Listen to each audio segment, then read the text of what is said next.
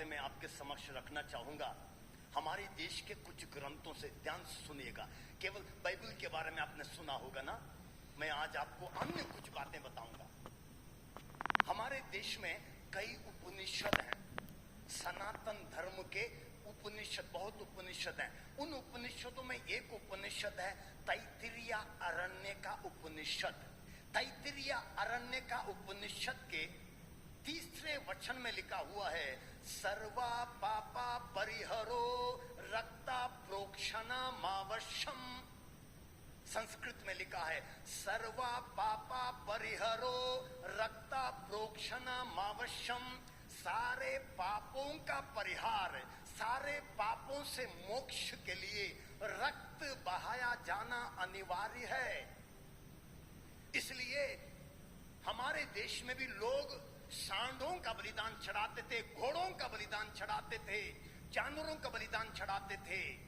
Bible में भी हम पढ़ते हैं, क्या बोलते हैं, जानवरों का बलिदान चढ़ाया जाता था। लेकिन इब्रानियों के पत्र में लिखा है, ना सांडों का रक्त ना बछड़ों का रक्त हमारा उद्धार कर सकता है। इसलिए प्रभु यीशु आए संसार में क्या कहते हुए, मैं स्वयं बलिदान दूंगा, स्वयं बलिदान दूंगा। और एक वचन उसके बाद उसी क्या बोलते हैं तैत्तिरीय अरण्य का उपनिषद में और आगे लिखा, तद रक्तम परात्मेना पुण्यदाना बलियागम। तद रक्तम परात्मेना पुण्यदाना बलियागम। वो रक्त परमेश्वर का होना चाहिए, वो रक्त परमेश्वर का स्वयं के बलिदान से चढ़ाया जाना चाहिए, वो रक्त जानवर का नहीं होना चाहिए। सामवेद दांडीय ब्राह्मणम में लिखा हुआ है, प्रजापति देवप्यम आत्मनम यज्ञम कृत्वा प्रायश्चित्ता। प्रजापति देवप्यम आत्मनम यज्ञम कृत्वा प्रायश्चित्ता, जिसका अर्थ है मानव जाति के उद्धार के लिए परमेश्वर स्वयं बलिदान देंगे। प्रजापति देवप्यम आत्मनम यज्ञम कृत्वा प्रायश्चित्ता, परमेश्वर स्वयं प्रायश्चित करेंगे, स्वयं प्रायश्चित करेंगे। प्रभु यीशु ने प्रायश्चित किया है। भविष्य पुराण प्रभु यीशु के इस संसार में आने से 2500 साल पहले लिखा था। उस भविष्य पुराण के प्रतिसर्ग पर्व के उसका 3rd खंड, 3rd पार्ट, 2nd चैप्टर, दूसरा अध्याय, 23rd श्लोक, उसमें लिखा है, को भवनिधि थाम प्राहा सह वाचमुदान्विता ईश पुत्रम क्षमाम कुमारी गर्भ संभवम अहम ईसा मसीहा नमः। इसका अर्थ है, शक राजा हिमालय पर्वत पर ध्यान कर रहा था। जब ध्यान कर रहा था, उसके सामने एक पुरुष का दर्शन होता है। एक पुरुष का दर्शन होता है, लंबा चौड़ा, सफेद वस्त्र धारण किया हुआ और महिमा से भरा हुआ एक पुरुष दिखाई देता है। लेकिन ये शक राजा उसको नहीं जानता था। 33 करोड़ देवी देवताओं के बारे में उसने सुना था, लेकिन उस व्यक्ति के बारे में नहीं सुना है। इसलिए राजा पूछता है, हे महापुरुष, आप कौन है, आप कौन है? को भवनिधि थाम प्राहा सह वाचमुदान्विता। तब वो कहता है, मैं ईश्वर का पुत्र हूं, ईशा पुत्रम क्षमाम कुमारी गर्भ संभवम अहम ईसा मसीहा नमः। मैं परमेश्वर का पुत्र हूं, मैं एक कुमारी के द्वारा इस संसार में जन्मूंगा। मेरा जाना माना नाम है ईसा, मैं मसीहा बनकर आऊंगा। Hallelujah, hallelujah, hallelujah, hallelujah, hallelujah, hallelujah, hallelujah. Hallelujah. Rigveda का 10वां खंड, ऋग्वेद बहुत मोटी किताब है, एक एक खंड इतने मोटे हैं। 10वां खंड मैंने रखा है अपने पास। ऋग्वेद के 10वें खंड के 90वें पाठ में लिखा हुआ है, दूसरी पंक्ति में लिखा है, पुरुष इवेदम सर्वम यद्भुतम यच्च भव्यम।